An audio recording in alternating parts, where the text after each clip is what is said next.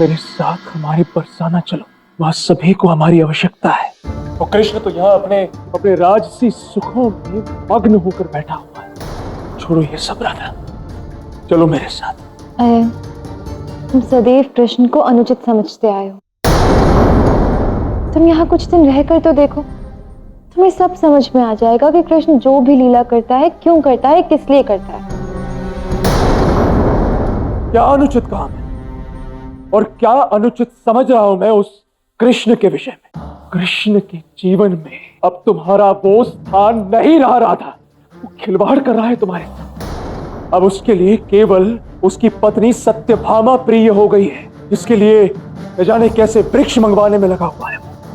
मैंने ये सोचा था कि उस कृष्ण में कदाचित इतनी अच्छाई होगी कि वो मेरी इस परिस्थिति में सहायता करे, किंतु नहीं, कृष्ण ने मेरी कोई सहायता नहीं की। केवल सहायता करने का ढोंग कर रहा है वो कपटी। अयन,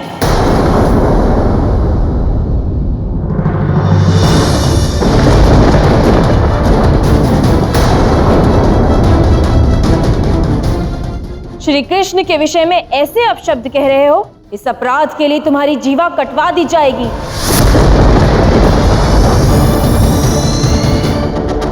कान्हा, नारायण तो अपने भक्तों की सहायता के लिए ऐसे व्यापार या संधि करते नहीं। वो तो संकट में आए सभी की सहायता बिना किसी पक्षपात के करते हैं। फिर आज तुमने ऐसा क्यों किया? हाँ, वो नारायण तो ऐसा कुछ नहीं करते हैं, किंतु मैं तो नारायण का कृष्ण अवतार हूँ।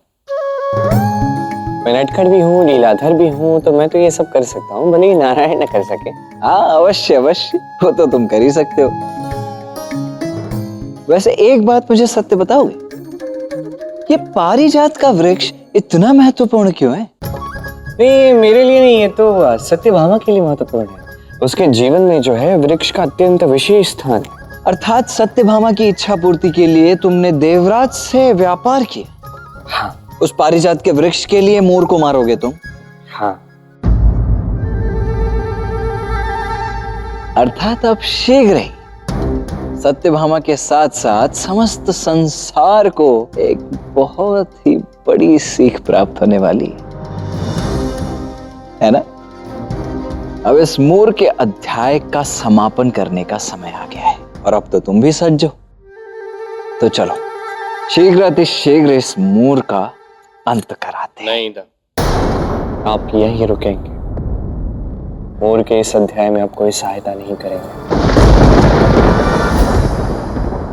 अयन, तुमसे भूल हुई है, क्षमा मांगो सत्यभामा से। क्षमा? यदि ये बात मैंने बरसाना में बोली होती और यदि बरसाना में मुझसे किसी ने इस स्वर में बात की होती तो मेरी प्रतिक्रिया कुछ और ही होती। कि तो ये धरती तुम्हारी है और मुझ में इतना शिष्टाचार तो है कि जब भी अपनी सीमा लांघो तो क्षमा अवश्य मांगो। ठीक है, क्षमा कर दो मुझे। मैंने तुम्हें क्षमा किया, जानते हो क्यों? क्योंकि तुमने मुझे एक शुभ समाचार दिया है। वो ये कि श्री कृष्ण मेरे लिए वो वृक्ष लाने गए हैं और इसके लिए वो अनेक राजाओं से बात कर रहे हैं। श्री कृष्ण सच में मुझसे प्रेम करते हैं। ये बात मैं अभी तक सोचती थी, किंतु तुमने मेरे इस विश्वास की पुष्टि की है। तुमने स्वयं देखा है श्री कृष्ण को मेरे प्रेम के मध्य में चूर होते हुए। कितना अच्छा होता यदि मैं स्वयं इसे देख पाती। श्री कृष्ण की 3 रानियों में से एक रानी उनके लिए सर्वप्रिय होनी चाहिए। कोई पति अपनी सभी रानियों को समान प्रेम तो नहीं कर सकता, कोई एक परम प्रिय होती है और वो मैं हूं, मैं ही रहूंगी। और ये बात मैं अभी तक समझ चुकी हूं।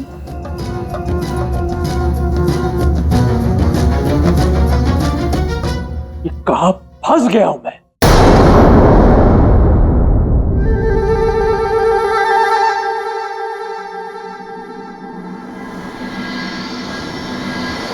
किंतु कान्हा, ऐसा क्यों?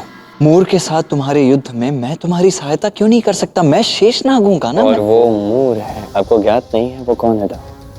आपको उसके विषय में जानकारी प्राप्त करनी चाहिए। तो बताओ फिर। मोर एक समय पे एक साधारण राक्षस हुआ करता था, जिसके पास कोई दिव्य शक्ति नहीं थी।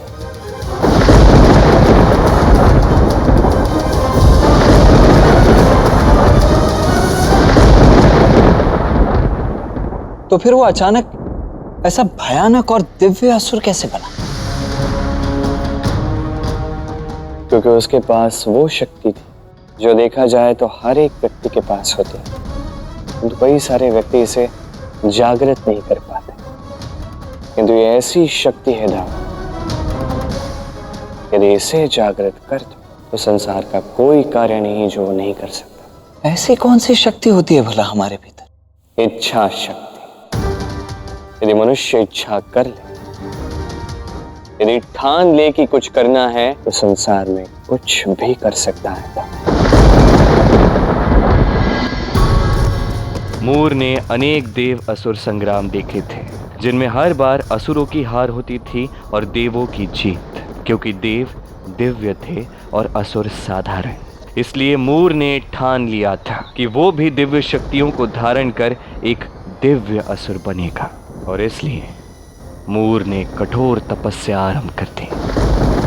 ब्रह्मदेव, भले ही मुझे मृत्यु क्यों ना प्राप्त हो जाए, मैं अपने तप से नहीं उठूंगा। मैं आपका तप निरंतर करता रहूंगा। आपको मुझे वर देने आना ही होगा, आना ही होगा ब्रह्मदेव। ओम ब्रह्मदेवाय नमः। अनेक सहस्त्र वर्ष बीत गए, अनेक विपदाएं, तूफान आए, भूकंप आए, कैसी कैसी विपदाएं, किंतु मोर अपने प्रण से हटा नहीं। उसने अपना तप कभी भंग नहीं होने दिया।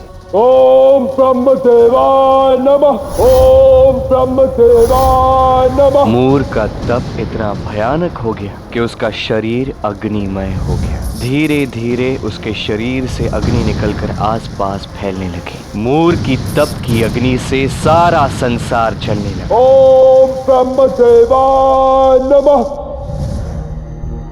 प्रणाम ब्रह्मदेव। आपको मोर के पास जाना ही होगा ब्रह्मदेव, उसे वर देना होगा।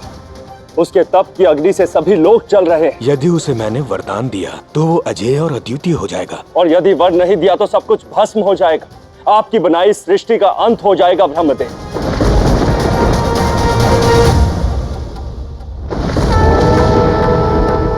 ओम ब्रह्मदेवाय नमः। रुक जाओ मोर, मैं आ गया हूँ। इस तपअग्नि को रोक दो। नहीं ब्रह्मदेव, आप नहीं आए, मैं लाया हूँ आपको। मोर, इस तपअग्नि को पुनः अपने शरीर में समाहित कर लो, अन्यथा विध्वंस हो जाएगा। तो मुझे मेरे तप का फल दीजिए, मुझे एक अद्भुत दिव्य वर दीजिए।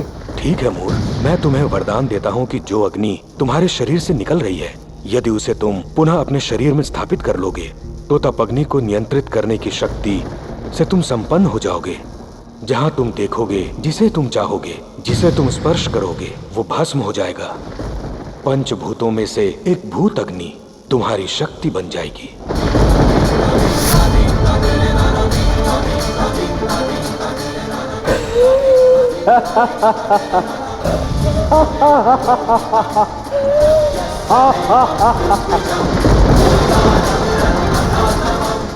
मोर, मैं आशा करता हूँ इस वरदान का तुम अच्छे कर्मों के लिए उपयोग करोगे। ब्रह्मदेव, ये वो अग्नि नहीं जो कुछ अच्छा करे, ये वो अग्नि है जो सब कुछ भस्म कर देगी।